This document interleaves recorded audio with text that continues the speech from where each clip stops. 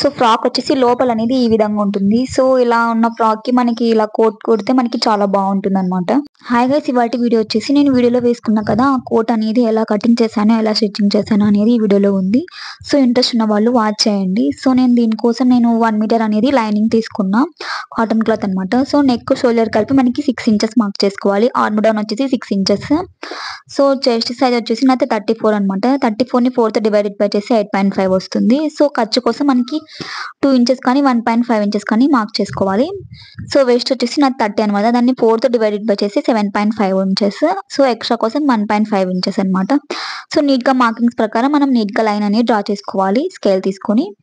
So నేను neck వచ్చేసి 3 ఇంచెస్కి మార్క్ చేసుకున్నా, డౌన్ వచ్చేసి 2 ఇంచెస్ అనమాట. సో డౌన్ 2 ఇంచెస్ పెట్టుకున్న తర్వాత మనకి వీడియోలో చూపిస్తున్న విధంగా ఇలా నెక్ అనేది డీప్ తీసుకొని ఇలా కార్వ్ షేప్ అనేది రావాలన్నమాట. కోట్ టైప్ ఇలా రౌండ్గా వస్తుంది. సో దీనికి ఎగ్జాక్ట్ మెజర్మెంట్స్ అని ఏం లేదు. సో మీరు నీట్గా మెజర్మెంట్ అయినా చేసుకోవచ్చు. నెక్ సో నేను నెక్ వచ్చేసి యాజ్ యూజువల్గా కట్ చేశాను. సో బ్యాక్ పార్ట్ వచ్చేసి నేను 6 ఇంచెస్ తీసుకున్నా నెక్ షోల్డర్, అండ్ డీప్ వచ్చేసి 6 ఇంచెస్ అనమాట. డౌన్ ఏ సైజ్ వరకైనా డౌన్ 6 తీసుకోవాలి. అండ్ చెస్ట్ వచ్చేసి 8.5 ఇంచెస్. సో ఎక్స్ట్రా కోసం 1.5. సో మీరు 2 ఇంచెస్ అనేది తీసుకోండి. నాకు ఎందుకంటే 1.5 సరిపోతుందని పెట్టేసుకున్నాం, బట్ 2 ఇంచెస్ పెట్టుకుంటే మనకి ఇంకా మేలు. సో వేస్ట్ వచ్చేసి 7.5 అండ్ ఎక్స్ట్రా వచ్చేసి 1.5 ఇంచెస్ అనమాట. సో స్కేల్తో నీట్గా మార్క్స్ అనేది మార్కింగ్ చేసుకోవాలి. సో బ్యాక్ సైడ్ వచ్చేసి నెక్ నేను 3 ఇంచెస్ పెట్టాను, అండ్ డీప్ వచ్చేసి 2.5 ఇంచెస్ అనమాట. సో నీట్గా రౌండ్ షేప్ అనేది నేను డ్రా చేసుకున్నాను నెక్ అనేది బ్యాక్ సైడ్ది. సో కర్వ్ షేప్ నీట్గా పెట్టుకోవాలి. సో నీట్గా కట్ చేసుకోవాలి. సో ఇలా కట్ చేసుకున్న తర్వాత మనకి మెయిన్ ఫ్యాబ్రిక్ ఉంటుంది కదా, ఇప్పుడు నేను బ్లౌజ్ పీస్లో నుంచి హ్యాండ్ పార్ట్ అనేది కట్ చేసుకుంటున్నా. సో 9.5 ఇంచెస్ అనేది ఉండాలన్నమాట. అండ్ లెంత్ వచ్చేసి 6 ఇంచెస్కి మార్క్ చేసుకోవాలి. హ్యాండ్ హైట్ వచ్చేసి మనకి నీట్గా స్ట్రైట్ లైన్ అనేది డ్రా చేసుకోవాలన్నమాట అక్కడ నుంచి. సో డ్రా చేసుకున్న తర్వాత మనకి కింద మార్కింగ్ పెట్టుకున్న కింద దగ్గర నుంచి మనకి 3 ఇంచెస్ అనేది మార్కింగ్ చేసుకోవాలి. సో పెద్ద సైజ్ వరకు అయితే మనం 3.5 ఇంచెస్ అనేది డౌన్ తీసుకోవాలి. పెద్ద సైజ్ అంటే 36, 38, 40, 42 అక్కడ ఆ సైజ్ అన్ని పెద్ద సైజ్ అనమాట. సో హ్యాండ్ రౌండ్ వచ్చేసి 5.5 అండ్ ఎక్స్ట్రా 1.5 ఇంచెస్ అనమాట. సో నా హ్యాండ్ రౌండ్ ప్రకారం నేను 8 ఇంచెస్కి మార్క్ చేసుకుంటున్నా. మార్క్ చేసుకున్న తర్వాత మళ్ళీ ఎక్స్ట్రా కోసం 1.5 ఇంచెస్ అనమాట యాడ్ చేసుకోవాలి. ఇక్కడ నాకు అతుకు అనేది పడుతుంది అనమాట హ్యాండ్కి, ఎందుకంటే క్లాత్ అనేది సరిపోలేదన్నమాట. బ్లౌజ్ పీస్ తోటి మనకి కోట్ వచ్చి హ్యాండ్స్ రావాలంటే కష్టం. సో నాకు సైడ్స్కి అనేది అతుకులు పడ్డాయి. సో మీరు కూడా మీ హ్యాండ్ ఎంత ఉందో అంత పెట్టేసి కట్ చేసుకోండి. సో నేను ఫస్ట్ ఒక హ్యాండ్ కట్ చేసుకున్నాను, తర్వాత ఇంకో హ్యాండ్ పెట్టేసి నీట్గా కట్ చేసుకుంటున్నా. సో మనకి హ్యాండ్ పార్ట్ అనేది ఫినిష్ అయిపోయింది అనమాట. సో సైడ్స్కి అనేది సో నీట్గా నాకు హ్యాండ్స్కి వచ్చేసి సైడ్స్కి కొంచెం అతుకులు పడ్డాయి.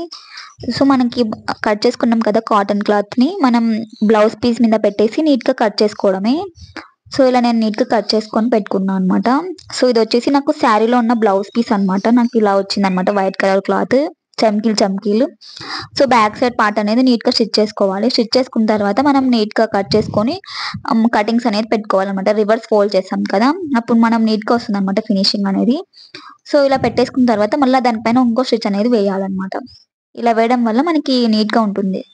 సో సైడ్స్కి అనేది నీట్గా కుట్ట అనేది వేసుకోవాలన్నమాట. ఎక్స్ట్రా క్లాత్ అనేది నీట్గా కట్ చేసుకుంటే మనకి లుక్ అనేది చాలా బాగుంటుంది.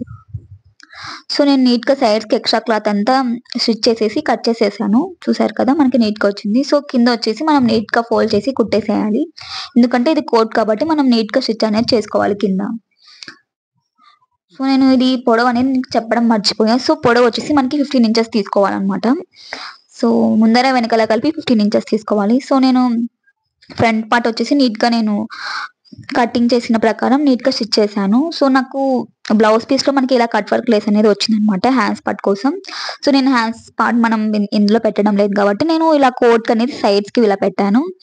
సో మనం నీట్గా స్టిచ్ చేసుకున్న తర్వాత మనం డోరీ అనేది ముందే పెట్టేసుకోవాలన్నమాట. పెట్టుకున్న తర్వాత నీట్గా ఇలా రివర్స్ అనేది చేసుకోవాలి. ఇలా చేసుకున్న తర్వాత నీట్గా కట్ వర్క్ అనేది మనకు నీట్గా కనిపిస్తుంది. సో సైడ్స్కి అనేది మనం నీట్గా నేను క్లాత్ అనేది కొంచెం ఒక 1/2 ఇంచ్ అనేది వదిలాను, ఎందుకంటే స్టిచ్ చేసేటప్పుడు మనకి అది యూస్ఫుల్ అవుతుంది అనమాట. సో నీట్గా కట్ చేశాను.